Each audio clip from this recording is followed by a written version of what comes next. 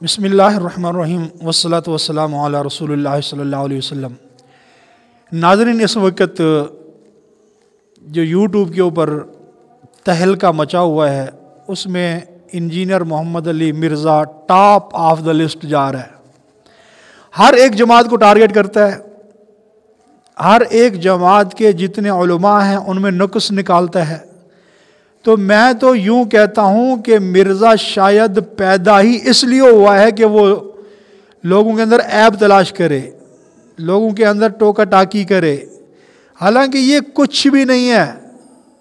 یہ کسی مدرسے کا فارغ نہیں ہے، کوئی عالم نہیں ہے، یہ انجینئر ہے، اس کا باپ تو ساری زندگی لوہا کوٹتا رہا ہے۔ اب یہ تبلیغ والوں پر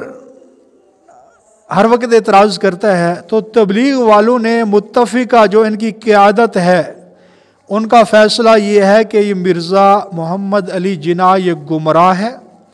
گمراہی پھیلا رہا ہے، لوگوں کو دین کی طرف راغب کرنے کی بجائے لوگوں کو تفرقہ بازی کی طرف لے کے جا رہا ہے، فرقہ واریت پھیلا رہا ہے، لوگوں کے دلوں میں علماء کی قدر کو ختم کر رہا ہے۔ لیکن یاد رکھ مرزا، ساری زندگی بھی اگر تو یہ کام کرتا رہے، جو لوگوں کے دلوں میں علماء کی محبت ہے، جو اللہ نے علماء کو نبی کا وارث بنایا ہے، جو اللہ نے علماء کو مقام عطا فرمایا، تیری اس ٹین ٹین کرنے سے یہ مقام کبھی بھی علماء سے نہیں چھن سکتا، اور علماء کی برکت سے ہی دنیا کے اندر دین قائم اور دائم ہے۔ تو ناظرین سنو،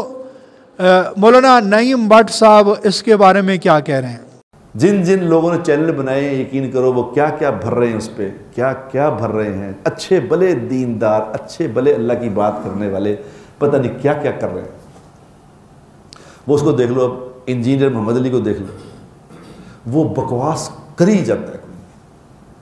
ابھی کوئی نئی میں نے سنی کہ صحابہ کے بارے میں امی عائشہ رضی اللہ تعالی عنہ اور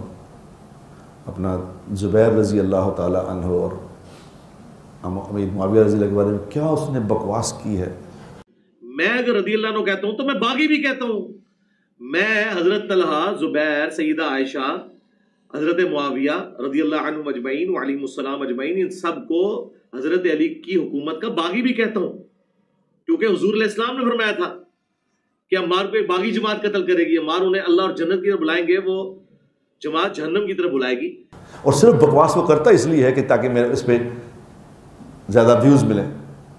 اور ہمارا بھی چونکہ چکر یہ ہے کہ کسی کو خیر کی بات بتاؤ تو کوئی نہیں دیکھتا۔ تو ناظرین آپ نے سنا کہ جس طرح کہ یہ مرزا جہلمی نعیم بٹ صاحب فرما رہے ہیں کہ یہ دین کی کوئی بات نہیں کرتے، لوگوں کو نماز کی طرف، روزے کی طرف، حج کی طرف، زکوٰۃ کی طرف، اللہ کے احکامات کی طرف نہیں لے کے آ رہے، صرف لوگوں کے دلوں میں علماء کی نفرت پیدا کر رہے ہیں، دین دار لوگوں کی نفرت پیدا کر رہے ہیں۔ تو اللہ جل شانہ سے دعا ہے کہ اللہ ہم سب کو مرزا جہلمی کے اس فتنہ عظیم سے اللہ ہماری حفاظت فرمائے، اور خاص طور پر ہماری نوجوان نسل کی حفاظت فرمائے۔